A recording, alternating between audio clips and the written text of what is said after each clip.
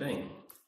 Bem, eu quero te convidar para, junto comigo, prestarmos atenção em alguns pequenos detalhes sobre a palavra de Deus que muitas vezes nós deixamos passar. Nós lemos, relemos, e são detalhes que fazem alguma diferença lá na frente para entendermos o Evangelho. Bem, quando nós falamos, por exemplo, sobre o nascimento de Jesus, toda vez que chegamos no Natal, nós lembramos muitas vezes de presépios. Lembramos lá do menino Jesus, lembramos de Maria.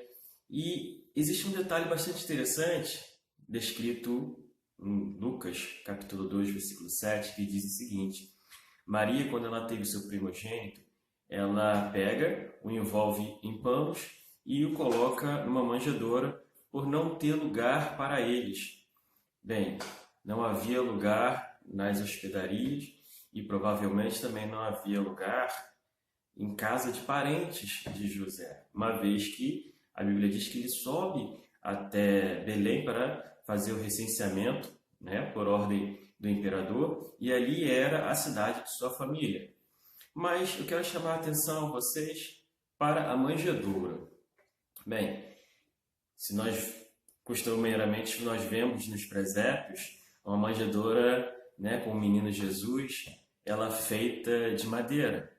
No período em que Jesus esteve aqui na Terra, uma manjedoura ela era feita de rocha, parecida um pouco com o que nós vemos hoje em pia, uma cuba. Então, essa manjedoura ela era um local em que os animais se alimentavam, bois, jumentos e ovelhas.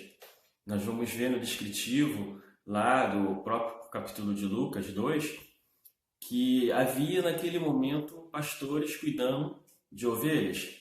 Então era muito comum que as ovelhas se alimentassem ali naquelas manjedouras. Bem, uma vez que uma ovelha se alimentava numa manjedoura, ela costumava se alimentar sempre naquela manjedoura. Então, se houver uma manjedoura de um lado direito, uma manjedoura do lado esquerdo, mas se ela estiver acostumada a comer numa manjedoura do centro, ela vai sempre comer naquela manjedoura do centro, porque aquilo já traz a ela uma segurança.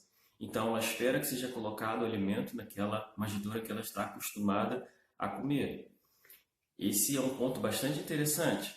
Bem, seguindo, nós vamos ver que Jesus, lá em João, no capítulo 10, versículo 11 e versículo 14, ele se coloca diante do povo como o bom pastor, ou seja, ele é o pastor e, conclusivamente, nós somos suas ovelhas.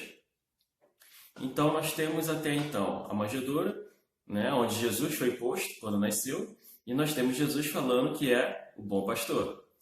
Prosseguindo, no próprio livro de João, no capítulo 6, nós vamos ter várias vezes Jesus falando que ele é o pão da vida. João 6,35, versículo 41, versículo 48, versículo 51. Bem, Jesus é o pão da vida. O pão é o alimento, Esse pão da vida foi posto numa manjedoura. Bem, ele é o pão da vida e ele é também o nosso alimento espiritual. Entenda, Jesus, ele é o pão, ele é o alimento, ele é o pastor. Você, então, é a ovelha de Jesus.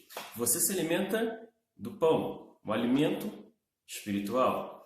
Esse pão foi colocado em uma manjedoura. Se você é ovelha de Cristo, você deve se acostumar a se alimentar naquela manjedoura onde há o pão da vida. Ou seja, você deve buscar sempre o alimento espiritual em Jesus. Deve buscar sempre o exemplo da vida de Jesus.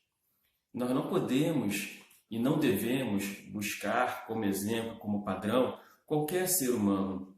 Nós não podemos buscar como padrão para a nossa vida um pastor, ou um cantor, ou um político, enfim. O padrão para a nossa vida está em Jesus, Paulo, ele é bastante perspicaz quando ele fala que o meu alvo é Cristo, Ele já tinha essa ideia de que nós devemos sempre seguir olhando para Jesus. Nós devemos sempre buscar o exemplo de Jesus.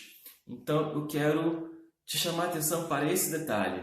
Jesus foi colocado ali na manjedoura porque Ele é o pão da vida. Você, como ovelha dele, deve se alimentar deste alimento que foi posto na manjedoura. Deve se alimentar das palavras de Jesus, deve se alimentar do exemplo de Jesus, deve se alimentar de Cristo, para que você possa ter um relacionamento com Deus, para que você possa um dia estar novamente diante da presença do Pai e abraçar Jesus e receber aquela palavra, seja bem-vindo, né, diante de Deus ali no céu. Que Deus te abençoe, que Ele te guarde, que a sua família seja abençoada, em nome de Jesus. Um grande abraço.